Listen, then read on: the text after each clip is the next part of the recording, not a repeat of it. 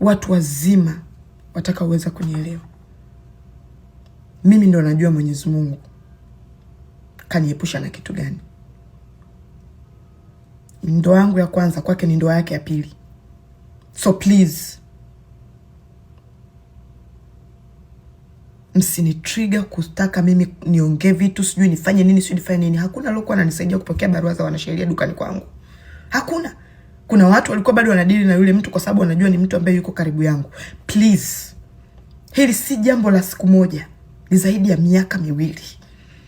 Kwa hiyo niacheni. Mtu anasema inaonekana kabisa Nifa hana utulivu. Kuna siku niliwahi kuja mtandaoni kusema jamani 1 2 3 naomba nisaidiwe hapa.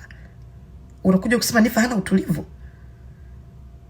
Mimi ndio ni role model wa wanawake wengi. Watakuja kuelewa wakati ukifika. Mwenyezi Mungu ata expose vitu tofauti kwa wakati sahihi. Allah atafanya kwa wakati sahihi. Kila mtu atavuna alichokipanda.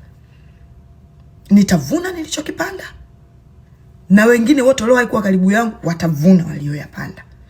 Kila mtu atavuna alichokipanda. Labda binadamu sisi kwa sisi tuamue kubadilisha tabia zetu kwa siri bila hata wetu wengine kujua. Mungu atatufanyia kheri kwa sababu ni mwingi wa kusamehe.